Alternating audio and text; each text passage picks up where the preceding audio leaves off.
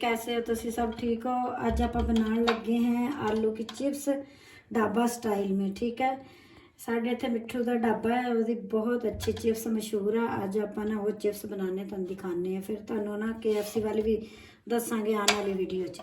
ये लाल आलू की मैं चिप्स बना रही थी कि आलू इतने साइज़ के मैं ले लिए, ये मैं छिल के रख लिया। ठीक है ना, यदा सिर्फ तुम तरीका दसना है कि थोड़ा जहा तुसी आलू अगों कट लोगे इस तरह करके। ठीक है, थोड़ा जिहा इस साइड तो कट दोगे। ठीक है, तो थोड़ा थोड़ा से इन्ना साइड तो इस तरह कट दोगे। इन्ना जगह तो कट के ना आलू अपना हो जाएगा सही शेप च, फिर आप ये चिप्स बना सकते। ठीक है ना, इस तरह ये अपना ठीक हो गया। हम आप ना इतने इतने साइज के पीस करके तुम दिखाने कि कितने कितने साइज के पीस अपन चाहिए। ठीक है, आप इस साइज की चिप्स कट लांगे। ठीक है, ये देखो, तो इस साइज का आलू कट लेना। ठीक है, ये देखो मशीन च भी कट सकते अजकल चिप्स की, लेकिन मैं छुरी नाल ही कट रही। मैं तुम छुरी नाल इतनी मोटी रखनी कि अपनी सही फ्राई हो जाए। ठीक है ना, मोटी मोटी रखनी। आप इधर रख लेंगे, तो बाकी आप तुम सारी जो है ना बारी बारी सारी कट के दिखाने।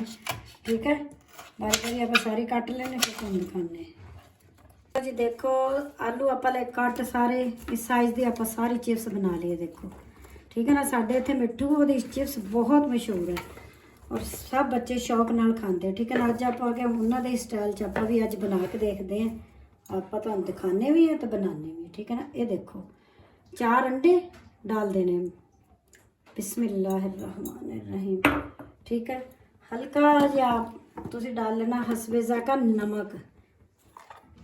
ठीक है, ये आप नमक सुट दिता, धूड़ पाड़ दिता, धूड़ धाड़ दिता।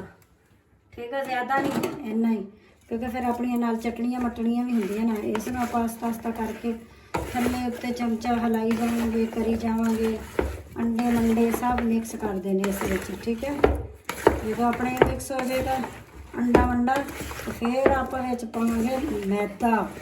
ठीक है, नमक तो ये मैदा, ये अपना बेहतरीन जो है ना मिठू वाली चिप्स बनने लगी है बेहतरीन। जो दिल करे फटाफट चाय बनाई तो नाल बनाई चिप्स, जी भुख पूरी करने वास्ते फटाफट करे। मोटे लोग ना खाण, मोटे होर मोटे हो जाएंगे, बच्चों बना के दिया करो। ठीक है, बच्चे शौक ना। अपना अंडा हो गया मिक्स, आप हम सिट देने मैदा, मैदा धूड़ धाड़ देने। ये अपना मैदा है, थोड़ा थोड़ा करके आप मैदा सिट देना। ठीक है, ये देखो जी, तो 2-3 चम्मच सिट दो वो हिसाब से जिन्नी अपनी चिप्स है। ठीक है, ये आप सिट सुट दिता। आप हल्का जहा सिट देना पानी।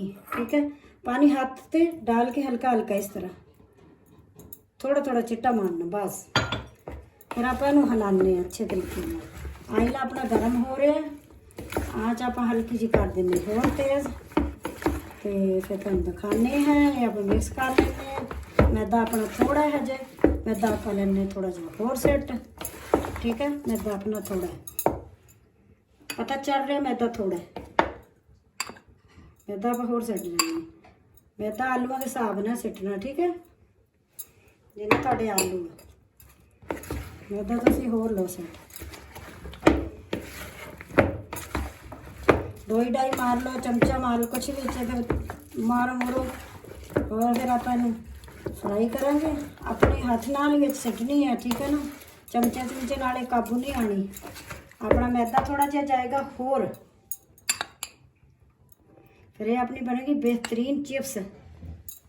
ठीक है, तरीका आप उन्होंने को पूछ लिया सी, भाई सानू भी दस दो किवें बनती है, असीं बच्चों नूं बना के देनी। फिर उन्होंने सानू दस दी सी कि इस तरह बननी है। ठीक है, ये आप हिला लू लिया, तो आइल आप थोड़ा जिहा कर दिंने गरम होर, चुल्हा तेज़ कर दिंने।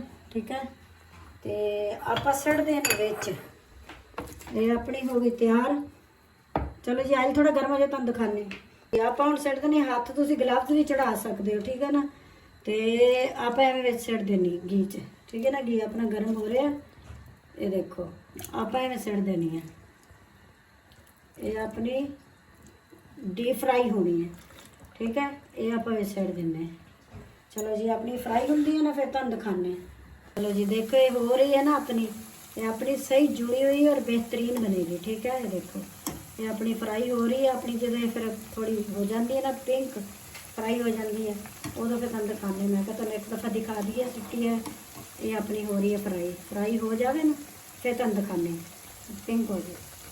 चलो जी देखो अपनी चिप्स जो है ना ढाबा स्टाइल में तैयार हो गई। ठीक है ना, मिट्ठू की इतनी सेल होंगी है ना, तो तुहाडी सोच है। देखो कितनी प्यारी तो कितनी सोहनी तो कितनी खूबसूरत। आप हम इनू लेने कट थोड़ा थोड़ा करके। ठीक है, ये कट के फिर आप खाने फिर आप मज़े लै बच्चे ने खानी है। ठीक है, ये इसी तरह बनती क्योंकि बिच अंडा होंगे ना। देखो थोड़ी थोड़ी करके आप लेने कट, सारी कट के आप दिखाने। चलो जी देखो अपनी चिप्स हो गई तैयार, कितनी कुड़कनी मुड़कनी। तो ये तुम बच्चों ना लंच बॉक्स भी दे सकते हो डाल के बना के। ठीक है ना, बच्चे बड़े शौक ना खाते वाली चिप्स। फिर किसी दिन तुम KFC वाली चिप्स भी दसूँगी किमें बनती है। ठीक है, बहुत मज़े की है। ठीक है ना, ये आप टमाटो कैचअप नाल खावांगे, चिली सॉस नाल ते टमाटो कैचअप नाल। ठीक है, तो बच्चे हम खाएंगे मज़े लै लै। तो मेरे चैनल में लाइक करना, सब्सक्राइब करना, शेयर करना। अल्लाह हाफिज़।